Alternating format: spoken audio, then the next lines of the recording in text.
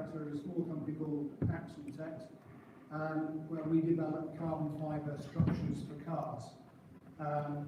Whilst we've already heard about the wonderful progress with electric taxis for green vehicles, I'm carrying on that environmental theme, but with a bit more width, because it's not just, oh, have a colour.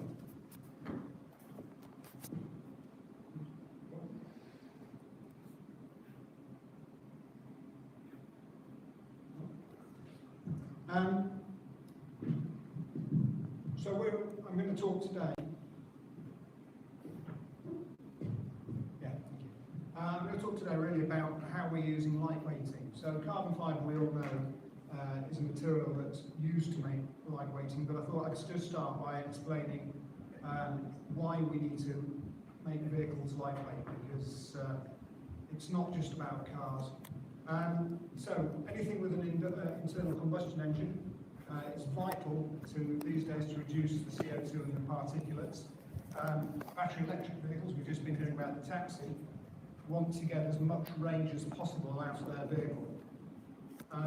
All that is done by reducing weight. Reducing weight improves efficiency in many, many industries. And it all depends how much each industry will pay, depending on how valuable that is. So in aerospace, where it costs millions of pounds to keep planes up in the air, saving a kilo in weight can be worth between 300 and 700 pounds. So they'll pay for every kilo, 700 pounds more for a component that's 1 kilo lighter on every plane. Bus and coach is nowhere near as that. It depends on the bus or coach. So buses are stopping every few hundred yards. Saving weight is vital, because all the energy that you use to start the bus, you then have to start the bus, you then have to waste when you stop the bus. Automotive, it's a known figure that it's about £5 to £10, because cars are so much cheaper. They can't afford to spend a lot of money on lightweighting. Rail, again, very important on some. I've shown here a picture of a magnet train. It's actually things like underground trains have to be lightweight, because they're stopping and starting all the time. Big pendolinos, doesn't really matter so much, they barely stop. Marine is actually interesting. More and more money spent in marine lightweighting. Again, it saves diesel. More money spent in marine lightweighting. Again, it saves diesel, cuts emissions. And the energy world, where lightweight materials are used for their high strength. So getting wind farms out to sea, having windmill blades so huge that the strength of carbon fibre becomes the only way of physically doing that. So there's lots of stuff that's very interesting from the carbon fibre point of view. But I'm going to focus a bit on cars. I'm a car man, so this is the bit I know more about. So emissions have been cut in cars. This is for petrol and diesel cars. And the UK and Europe has been doing very well at reducing its emissions. First of all, when they started reducing emissions, engineers found it very easy to develop better engines. There was a huge change, particularly in diesel engine technology, that brought down CO2 very rapidly, which is my blue line there. However, those changes have been made, and actually development isn't now happening as rapidly. The target, however, carries on getting better, and the target in 2 years' time is 95 grams average. To get to that, they're going to have to take weight out. And why do they need to do that? What happens if they don't meet the target? The car companies get fined in Europe for every gram they exceed the average for their fleet of cars. So that's an awful lot of money for selling cars that don't meet the target.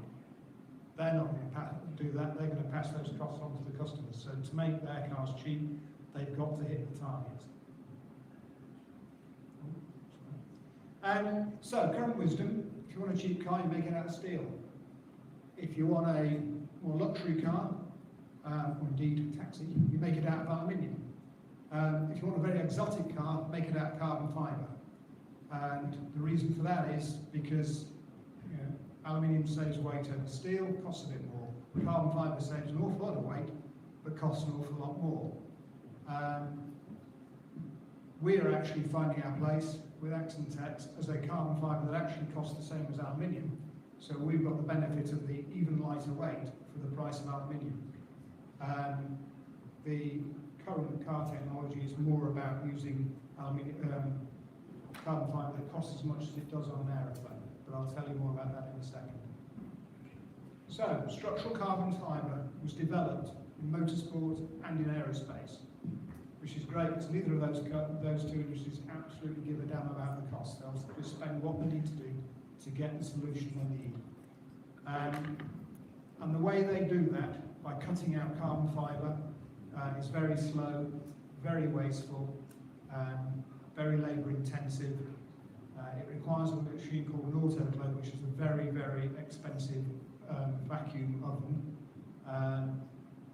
And it's, as I say, it's high wastage. So when you buy carbon fibre, which is a very expensive material, about half of what they buy can end up going in the bin. It's not like you can do with waste carbon fibre, so it's a bit of a waste of money. The people doing this are very highly skilled, which is another way of saying expensive. And they're also finding it very difficult to simulate the way the loads work inside the structure.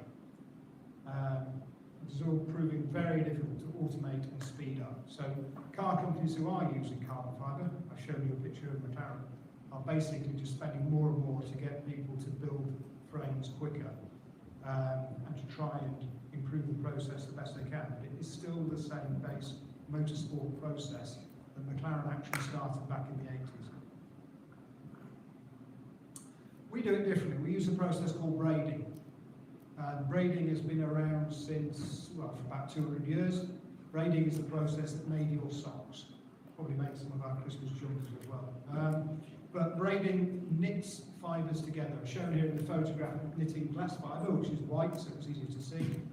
This makes tubes of carbon fibre. It's already used quite readily. You can get, if you've got enough money, you Porsche to have carbon fibre wheels.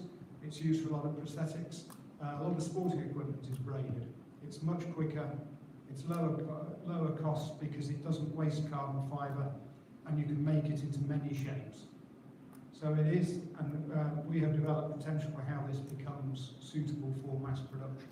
And when I'm talking mass production, I'm talking making about 100,000 cars a year in a factory with these processes, as opposed to people like McLaren who are looking at processes to make about 1,000 a year. So, without getting too dull on the detail, the benefits we have using carbon fibre in this different way, this knitted process, is it has lots of strength in different directions. Carbon fibre is normally layers of fibre going in one direction in each layer. So it is actually very good to tune the loads as they go down the fibres, but this has a much more unidirectional approach. It's brilliant for energy absorption, far better than steel or aluminium. So if you're planning to have a crash in a car, it's best to do it in one with an aluminium, with a composite crash system. It is lightweight, it's very low unit cost, and we can make it into virtually any shape. We can make it quickly, we can make it without expensive processes such as the autoclave. So there's a lot of benefits that means this technology is now starting to find its market. And just to put that in graph form, I'm not sure what that graph earlier was in the questions. I've never read it. This is just a common garden graph. But you can see, a bit like the pictures of the cars earlier, the weight of mild steel is going down if you use high-grade steel, but the cost goes up. Aluminium, better weight saving, cost goes up again. Carbon fibre, if it's aerospace, very expensive, but you can get the lightest possible structures. Motorsport, carbon fibre monocoques, yeah, a bit cheaper, but not much. Our process really brings the cost down to within the same value as aluminium. So we've got, I'm sorry, this is dollars, I've got to translate it back to pounds. We've got a process that is saving in terms of a car chassis about $5 a kilo. So go back to what I was saying earlier. It was $5 these days, it's about £5. It's £4 something per kilo saved. So this is now a technology that people are interested in. So aluminium, a bit more expensive, is at times costing £15 a kilo. And the relative mass, you can see that's interesting. So assuming a car body is 100 kilos, a carbon fibre body would be well under half that. So where does that have a benefit? Well, clearly I've explained it has a benefit for saving emissions, it has a benefit for increasing the range on electric cars. But the other benefit it has is that if you are a car company, and we have many around here, then you have to make a car body out of metal, and you need to put in a press plant, you need to put in welding plant, you need to put in paint plant. All that costs about £500 million. If you've already got one, that's good, use it again. If you haven't got one, if you're a new entrant to the market, then you're probably not that keen on spending that kind of money. New entrants using a carbon fibre frame need to spend something like £10 million. They buy 6 composite assemblies from us, I hope, and they bond those together in a simple jig. So that's interesting if there are new entrants to the car market, and there are many new entrants to the car market, particularly those guys who are getting into autonomous vehicles.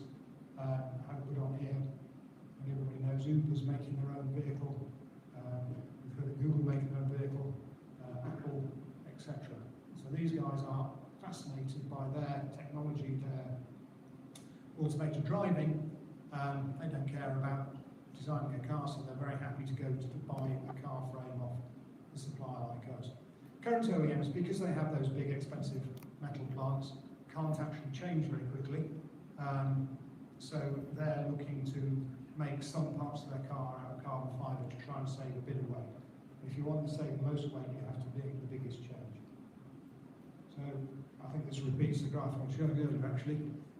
We are going from the process of aerospace, which have very slow cycle times, i.e. how long it takes to make each one, but very low volume, so it doesn't matter. Motorsport, cars, supercars can be quicker, but you make more. I'm talking there at 50,000 vehicles per tool set. We're now looking at factories in China that are making plan to make 200,000 cars a year using this technology. Left that in, but it repeats what I was saying earlier about the cost coming down to that aluminium. There's already a trend that aluminium is replacing steel, and high-strength steels are replacing low-strength steels to get weight down. So the reduction in weight from carbon fibre will carry on beyond that. I'm also throwing up there an example of the Chinese automotive sector. It is going ballistic. At the moment, the number of vehicles in China is going up enormously because the Chinese government are paying grants for EV cars. If you buy an EV car in China and it has a high range, so it will go far enough on one charge of a battery, the Chinese government will give you 100% of the cost of the car. In other words, the Chinese government are giving away cars for free. That's making the number of electric cars, I think it's 2.5 million, growing rapidly every year. So that number of new cars is bringing an awful lot of people into that Chinese market, and they're all looking at this low-cost technology as well as lightweight technology. NIO is an example of a car company that's set up in China but is being developed over here and in the States. They've already declared that by 2030 their cars will be entirely carbon fibre for structures. They started off now with aluminium, they're moving to aluminium and carbon fibre in the next generation, and then by 2030 completely carbon fibre. Huge market potential, as I said earlier. It's not just about cars. Carbon fibre is being used everywhere, and most of the places carbon fibre is being used, then clearly cheap carbon fibre is going to be used even more so. Maybe not the case in planes because they have to have that ultimate performance, but in other areas we can see carbon fibre taking off, even down to trucks. How unromantic is designing a truck, but they've still got to save their weight, so we'll support that. One part of a plane that is actually quite interesting, I've shown it there, is the seats. Planes have hundreds of seats, obviously, and if you can save just half a kilo a seat, then that's a lot of money, because that's still something they value at £750 So I'm not going to tell the plane companies that it's actually the same cost as the aluminium. So as long as you don't tell them, we're in for a nice bit of profit there. So not only about car using the car suspension parts, etc. Very high volume, very easy to do in these new materials. And again, a nice graph to show how where we are currently with UK capacity. I should grow that arrow a bit now. McLaren have actually moved their body plant back to the UK, but it's still pretty expensive per part. And this is our cost model showing how the price comes down with volume. So having automation and putting volume into the same production factory brings the cost down.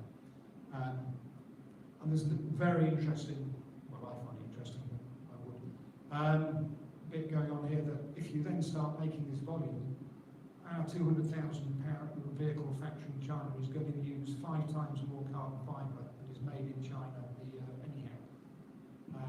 If we get up to making 1 million frames a year, we're going to use more carbon fibre than is made in the world. That's not a problem. That just means more people will be making more carbon fibre. The more people make more carbon fibre, the cheaper it will get. So these costs are assuming today's market price. We know full well that as volume takes off, this market price will come crashing down. And there's another thing which, if you're not working at industry yet, you want to learn about, that everybody does OPEX, which is everything you do, you try and do it next year better, cheaper, etc. So that also brings cost down the top line. And that's me wrapped up. So a few slides of the stuff we get up to with Exentex. Any questions? Yes. I actually have 2 questions. Yeah. So first, because carbon fiber panel actually reduce weight a lot, will that kind of affect the dynamic side of the style of the car? Because you need to have certain weight to stand the wind and all of these effects. No, not at all. We envisage structures. You can see some of our structures. The 2 at the top are a small EV and an SUV. Both those, you see the carbon fibre we make is the understructure. Yeah. So onto that we will bond what I call we call the A-surface panel. So the actual style panel will go over that. Yeah. That will provide the visual looks of the car. But the benefit of having your structure separate from your A-surface is it's very easy to change your style. Yeah. It's very easy as well for us to design an SUV that can be bought by 4 different customers, that they then stick 4 different styles on the outside. So you can use the same underbody on many cars. I also think because carbon fibre lives so much longer, we talk about recyclability. Your car's out there 10, 15 years old, off to the scrapyard, it gets melted down, great. How about you don't ever need to replace your carbon fibre structure, but after 10 years you buy it a new look exterior.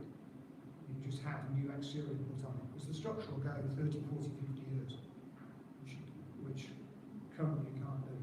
So sorry. And your other point? Oh, the other one is, say if you have a steel panel Yeah. and there is a cut on it, it wouldn't largely affect the strength of the other part. But as the carbon fiber is grading, if there is a cut there. Good question. And you reminded me that Calvin brought some bits in, which I left lying around. So I'm going to pass these up to you, or it'll come up to you. Huh?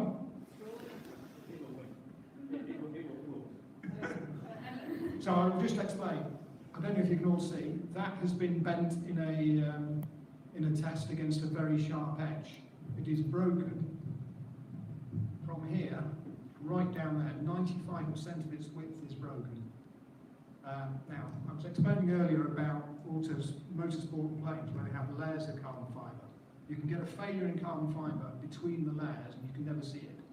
In fact, if you just go onto the internet and look for broken carbon fibre bike, you'll see this happens because people hit a pothole on the bike and it virtually collapses under them. This has been failed, as I say, through to 95% with a 15-ton load on it. and that is still got 60% in its overall strength. So it's very obvious it's broken. So in terms of steel, if you bent it, you can see it's bent, and you've lost some load. This braided carbon fibre behaves very much like steel, so can I ask you to, well, have a look yourself and then pass it back.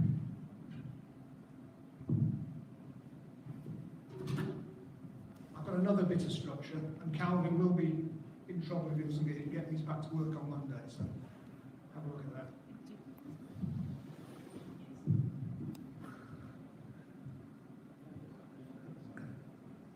So that, the round piece is the same strength as a steel bar, 8 times its weight.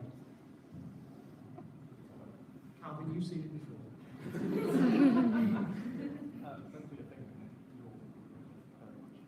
Okay? Does that answer your question? Yeah, I guess the answer is it wouldn't affect the strength. No, it wouldn't.